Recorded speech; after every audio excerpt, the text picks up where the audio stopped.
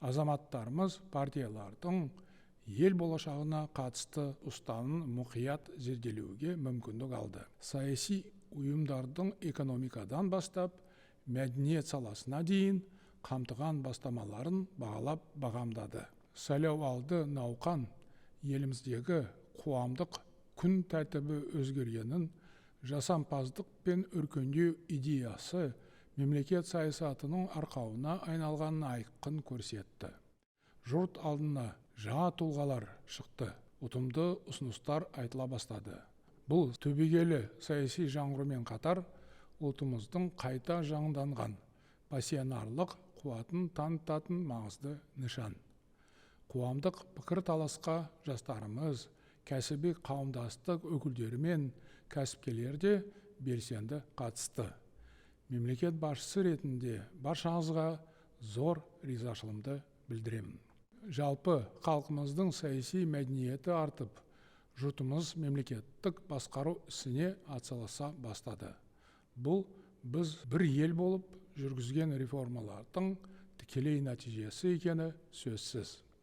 Азаматтарымыз қастерлі отанымыздың тағдырына шынайы жанашырлық танытып, еліміздің келешегіне жауапты екенін терең сезінуге тиіс.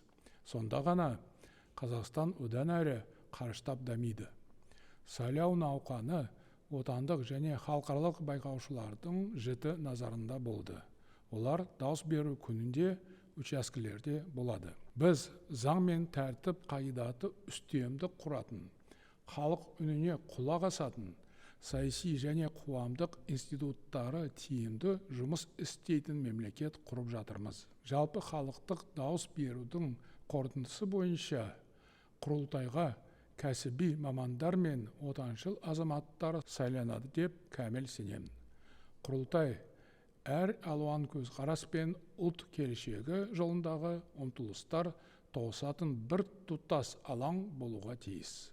Осылайша құрылтай ел жаңғыруына тың серпін беретін құрылымға айналмақ.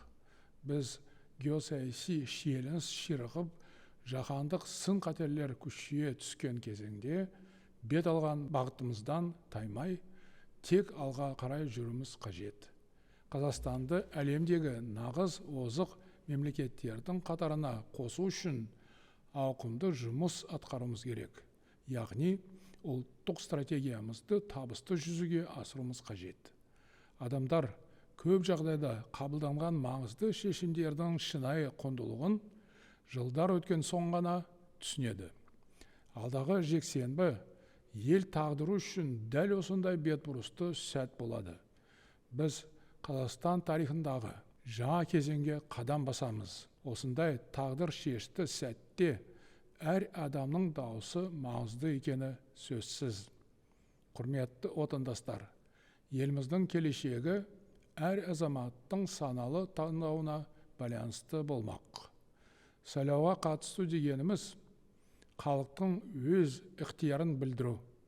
Ел тағдырына бейжай қарамай,